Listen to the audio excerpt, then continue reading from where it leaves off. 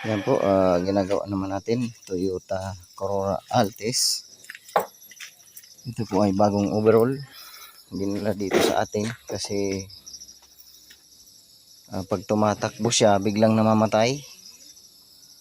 Ayan po, in overall daw to sa ilang shop na daw ang dinalhan na pagdala nito.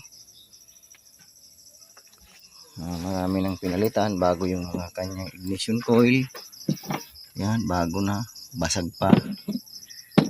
Pinaralitan nila, ganoon pa rin, walang low power. Biglang namamatay siya.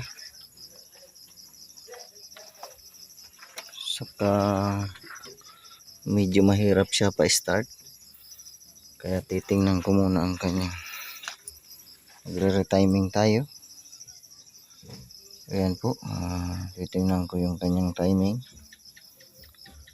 Kasi baka sa pagka timing nang nagbuo nito, saka ito yung kanyang BBT, basag-basag na yung kanyang sakit. Papalit tayo nyan. Tama muna natin to sa timing kasi parang hindi na i-timing ng maayos.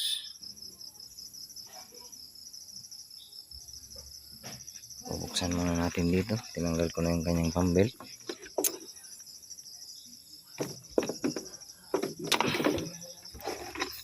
Buksan muna natin sa pulley. Pati yung kanyang pulley ay pinag-welding na talaga. Ayan. Re-timing tayo nito. Parang gumalaw na yung kanyang timing. Kasi hindi na makuha dito sa pulley. Kahit i-timing yan. Hindi yan makuha yung kanyang tamang timing. Ayan po. Babaklasin mo. Ayan po. Baklas na yung kanyang timing cover. Timing muna natin.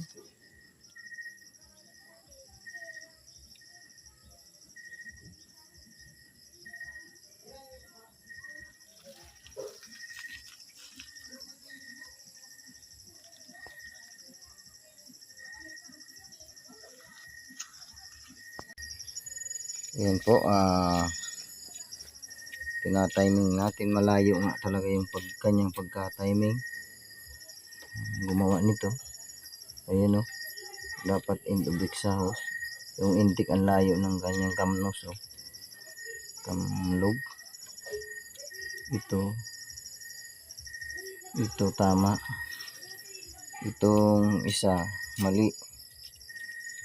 Yan po, kahit tiniming natin yan sa kanyang crankshaft. Yan po. Kasi may marking siya dyan.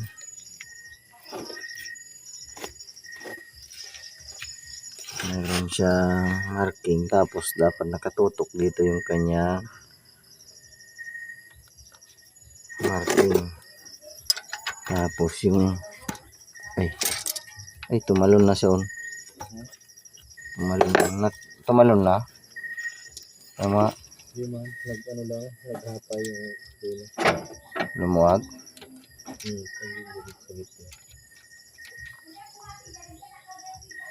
Umano na, kumalas na eh.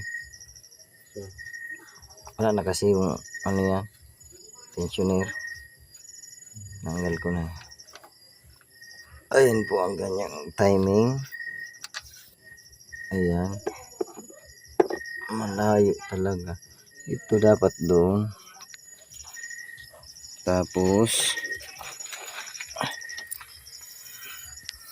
lumuag. Ito dito. Saka yung kanyang camshaft malayo talaga. Ito end dapat to, end of exhaust. Ito ang taas, ang layo eh.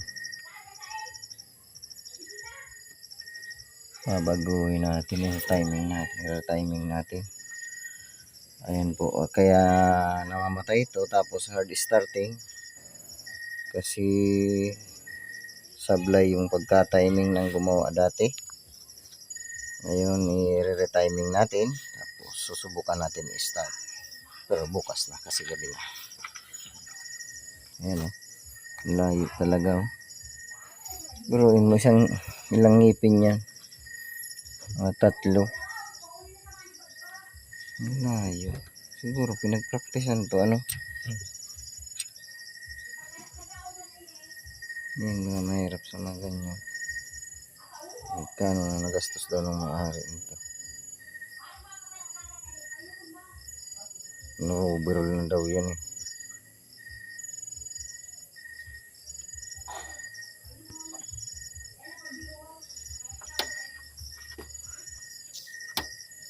Ang kanyang timing chain.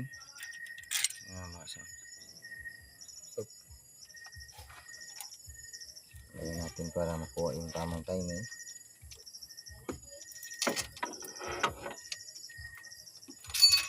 Nalaglag. Saan yung 24? Ayun, ito ang pihito natin. Nasa sauce. Yung tama na yun. Dapat magtapatan sila.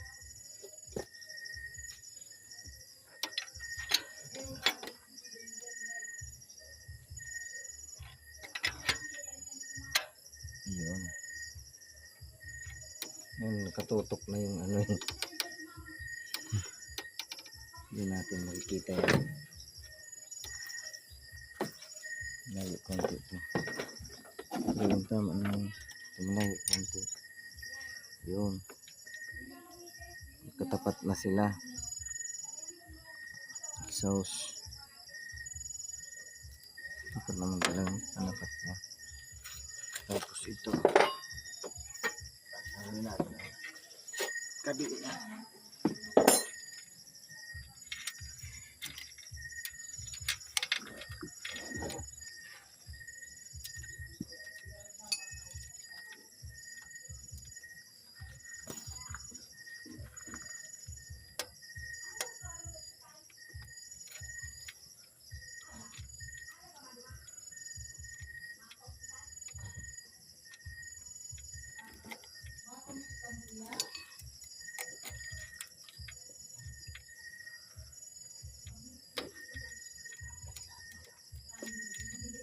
Lumabas ito. Konti. Hindi kalabas yung timing chain.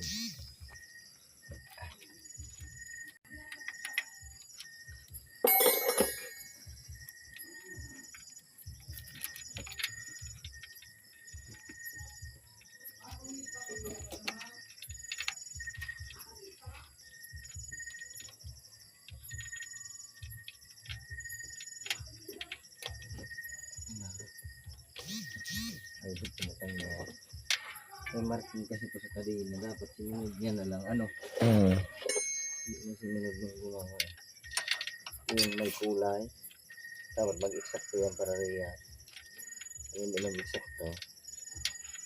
Talaga yung titin.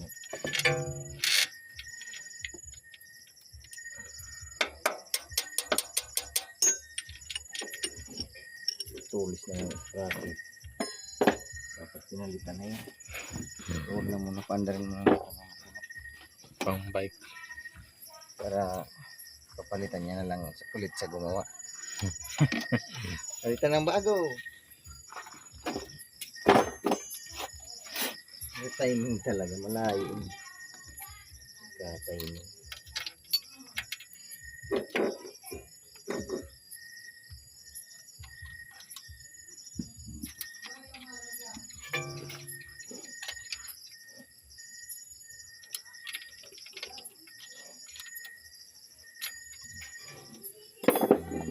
Ito. Ito yung timing ah. Kinukwintas to eh. Ayan o. Makikita mo naman pag mali o. Diyan sa baba yun o. Kami yung marking. Dapat mag-eksakto to dito.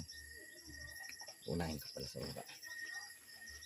Dapat mag-eksakto yan dyan. Ayan o.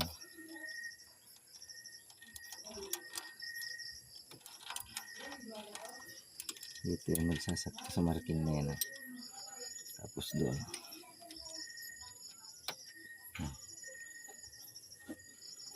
niya po. At lagpas din siyang ngipin. Dito natin. Yan bang kailangan ng pihit ito. Ito. Sa ngipin. Tumatalo. Dapat hindi magtalon din ang mga dito sa may marking na yun. Sakto ko lang. Tapos kukuhanin ko ang sakto doon sa ilan. Para makita natin. Ayan, ganyan dapat yan eh. Tingnan mo lang, tatalon yan. Ayan, sakto nga.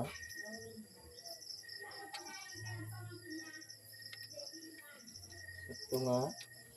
Nakapasok dito sa papasokin mo sa ano. Yung dito. Yung guide dyan. Yan, pasok na.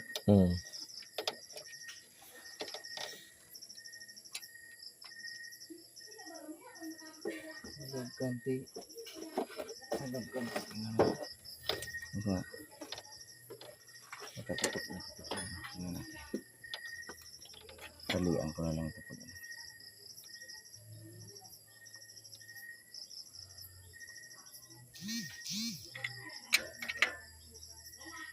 Yun. Ganyan yun, no?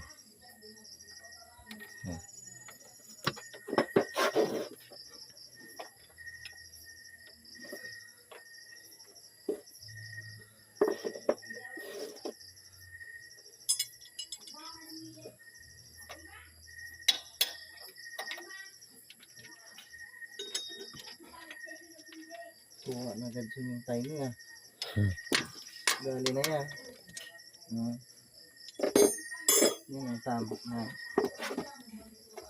Yan lang. Maglalagay na ng ano dito ho. Tensionero. Ano ba gang? Sino magsabi hindi makuha?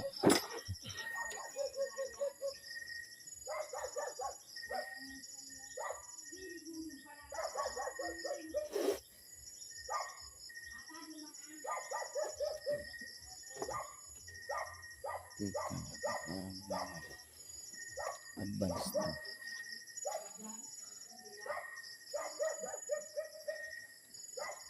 Ayan.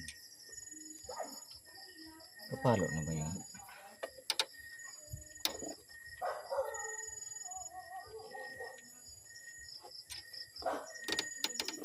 Ganda lang. Madali din.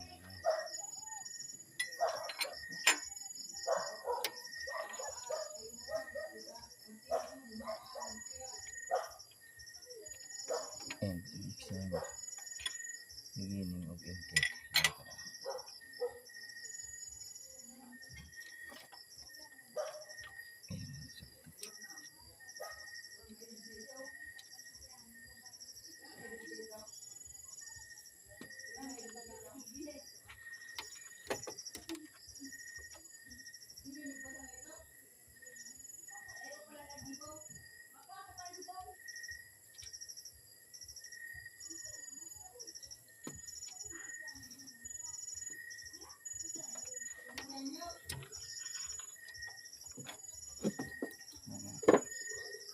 Sakto na so. Yung talagang sakto na timing. Ayan. Marking. Tinok na yan.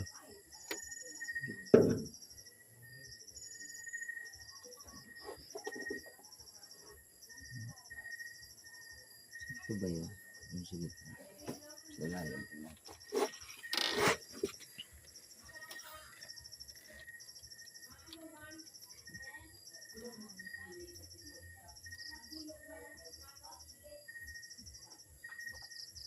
Nahila dyan so. Hindi man. Dito.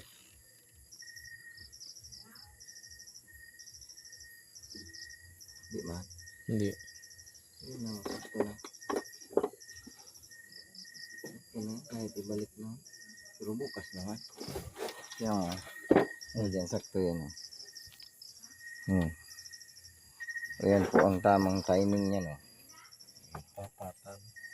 Yan. Nagtapat na sa marking ng kanyang kadena. Ito muna ilagay. O bukas dyan. Sa flooring ng loob. Pati yung cover. Ayan po. Yan o. Kita naman dun yung kanyang marking o. Magkatapat. Exhaust. Tapos ito. Nakasakto sa may dilaw ng kanyang timing chain. Tapos yung kanyang half moon. Nakasakto rin dun sa gitna. Sa marking ng gitna. Yung dati niyan malayo. Ayan o. Panapat na siya. Tapos ito. Kaya pala nadidetect ng sensor. BBT. Bank 1.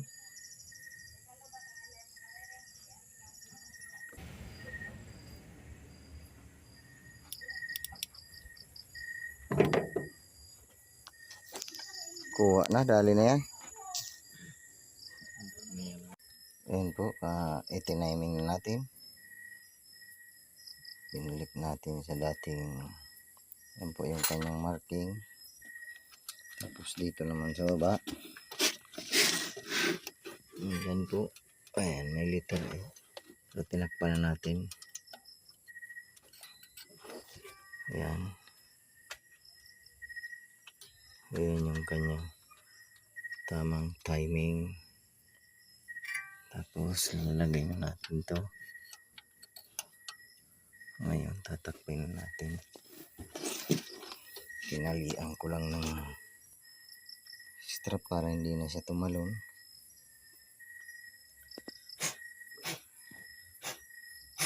Kakabit na natin yung kanyang cover. Tapos saka tayo mag-start.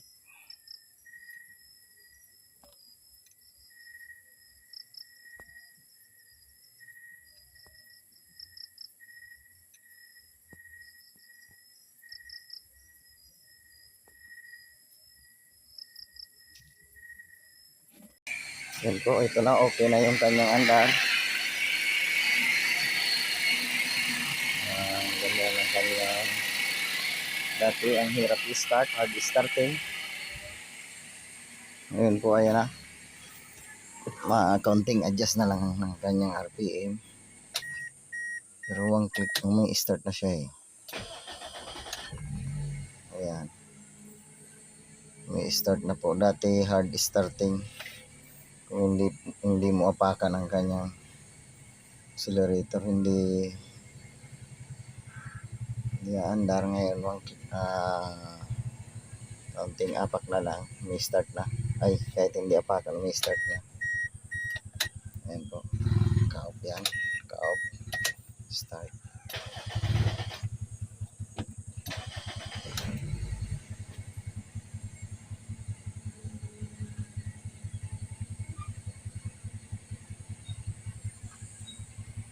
Siyan doon nyo pala na kay Milani. Diyan ko manoro ang tumorado. Ayan, mabilis na umi-start. Counting adjust na lang ng RPM.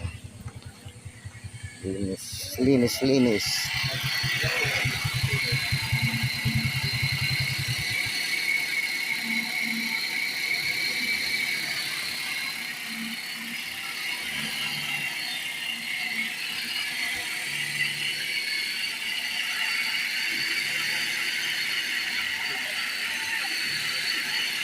Hindi mo sininterestan, matal baliktad yun doon. Ay